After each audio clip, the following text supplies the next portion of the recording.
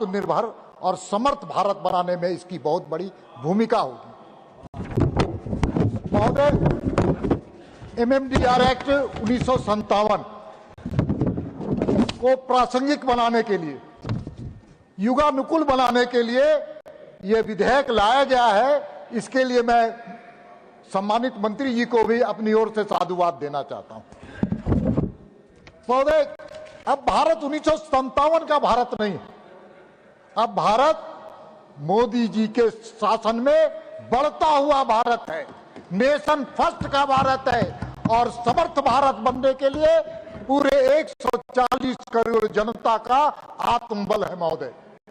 इसलिए ये अब दुनिया की ये चौथी आर्थिक अर्थव्यवस्था बनी हुई है। अब तो तीसरी दुनिया की आर्थिक अर्थव्यवस्था बनने के लिए दरवाजे खटखटाने का काम मोदी जी के नेतृत्व में हो रहा है महोदय। महोदय, कांग्रेस के कालखंड में भारत दुनिया की ओर देखती थी, लेकिन आज दुनिया भारत की ओर देख रही है। यह है मोदी जी का कमाल, यह है मोदी जी का मैजिक। महोदय, अब Bharat solar energy, wind energy और परमाणु के द्वारा बिजली के उत्पादन के क्षेत्र में एक नया इतिहास रचने वाला भारत बन चुका है, भारत बन चुका है महोदय। अब भारत बैटरी के द्वारा वाहनों का चलना, कोई सपना लगता था कि भारत में भी इस प्रकार की स्थिति पैदा हो। मोबाइल में भी हम सबसे बड़े, दुनिया के सबसे बड़े मैन्युफैक्चरर बनेंगे, ये सपना था। और इन सपनों को साकार भारत की सरकार, दुनिया के सर्वाधिक लोकप्रिय नेता माननीय मोदी जी के नेतृत्व में हुआ महोदय।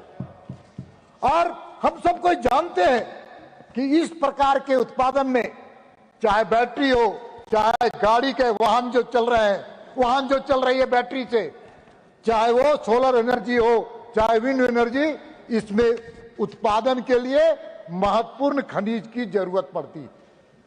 और उन महत्वपूर्ण खनिज संपदा की जब जरूरत पड़ती है तो इस विधेयक के माध्यम से खनिज के इन्वेंशन में, खनिज के अन्वेषण में तथा विकास के क्षेत्र में देश की आवश्यकताओं को पूरा करेगा।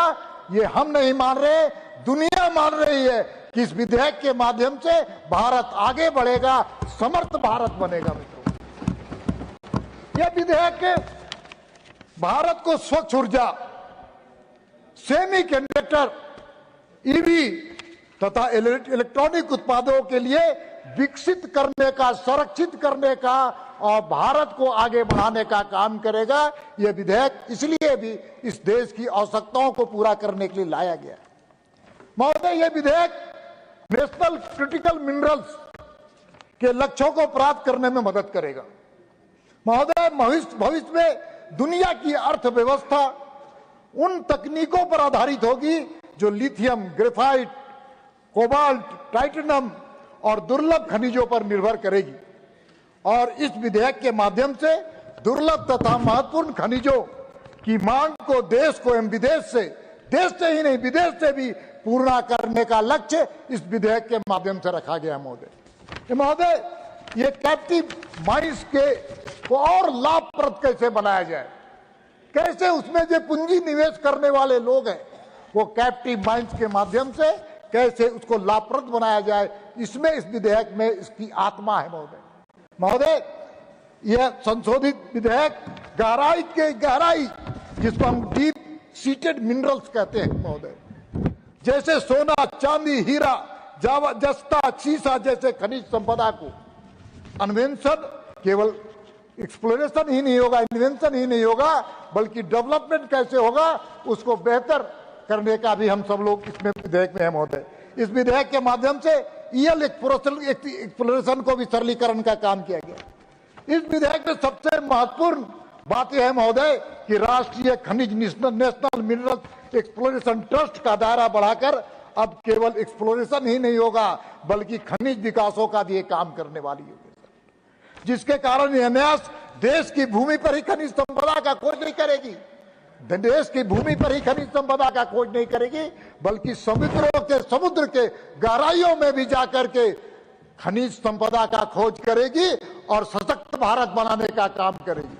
महोदय, इस विधेयक के माध्यम से केवल देश में ही नहीं, विदेशों में भी किस प्रकार से जाकर के दुर्लभ से दुर्लभ खनिज संपदा को कैसे एक्सप्लोरेशन किया जाए, कैसे उसका विकास किया जाए और उसके साथ वहां के खनिज पट्टे भी हमारे नाम पर होकर के वहां की खनिज संपदा को ला करके भारत की आर्थिक अर्थव्यवस्था को बेहतर किया जाए, ये इस विधेयक की सबसे बड़ी खूबसूरत विशेषता।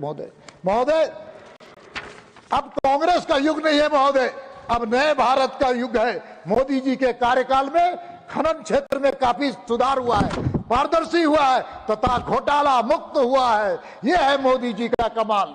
महोदय, नीलामी प्रक्रिया की बात की जाए तो 547 से अधिक खनिजों के दीपक प्रकाश जी, एक सेकंड खाली समाप्त करने दीजिए सर। अरे आपसे बहुत उम्मीद था सर कि कुछ तो हम लोग को ज्यादा बोलने दीजिए। एक हम खाली खत्म करेंगे सर। इसलिए पारदर्शी नीलामी के कारण आज राज्य में राजस्व की काफी बढ़ोतरी हुई है, जिसके कारण संघवाद मजबूत हुआ है सर। डीएम फाउंडेशन के माध्यम से 23 राज्यों के 645 जिलों में लाभ कल्याणकारी योजनाएं मोदी जी के कार्यकाल में चलाई जा रही है। यह है खनिज संपदा के माध्यम से सामाजिक कल्याण के वे काम। महोदय, इस प्रकार से कांग्रेस के कालखंड के कोयला घोटाले की बात होती है, जिसको हम कोलगेट के नाम से जानते हैं। हम सबको जानते हैं कि उस वक्त नीलामी कैसे होती थी। महोदय, बस एक आधा सेकंड महोदय, मैं इतना ही कहना चाहता हूं कि उस वक्त कोलगेट के समय में किस प्रकार से नीलामी, किस तरह से आवंटन होता था। आवंटन मंत्रालय से नहीं होता था, आवंटन किसी माध्यम से नहीं होता था, नीलामी से नहीं होता था। एक शाही परिवार के घर से चुटका निकलता था और खनिज संपदा और कोयले के खानों का आवंटन होता था। इसलिए सुप्रीम कोर्ट ने माननीय श्री प्रफुल्ल पटेल जी, धन्यवाद Deepak ji.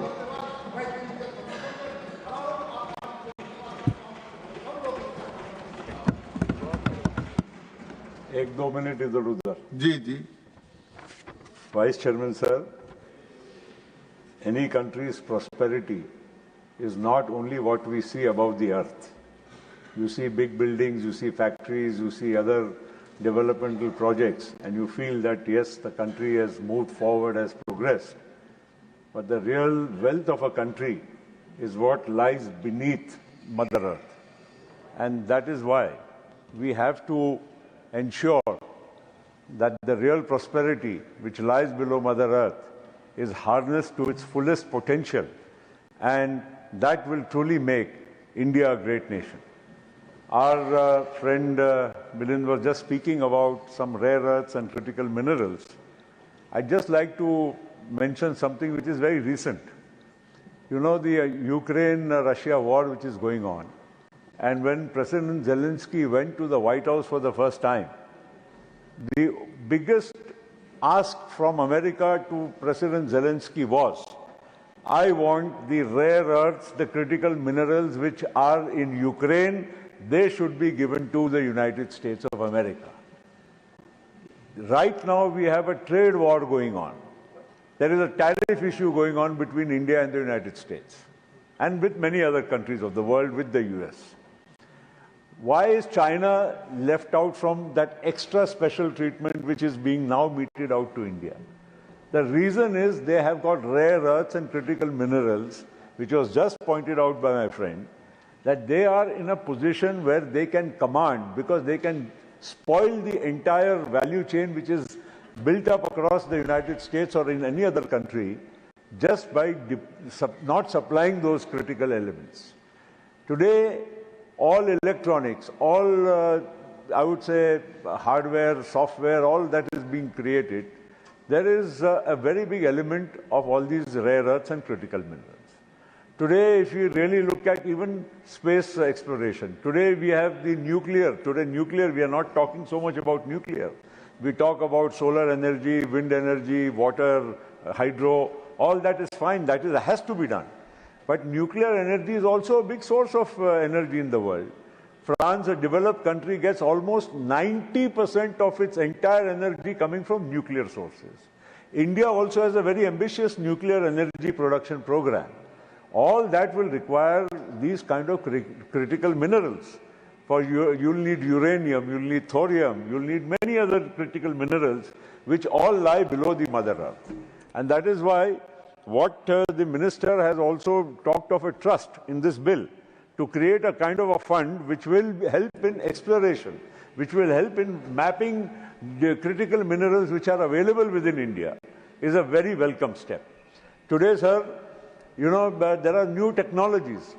Aerial mapping, there are planes with all the technological equipment to sensors and everything, which can map critical minerals, water, and any other kind of below the surface substance for miles deep into the Mother Earth.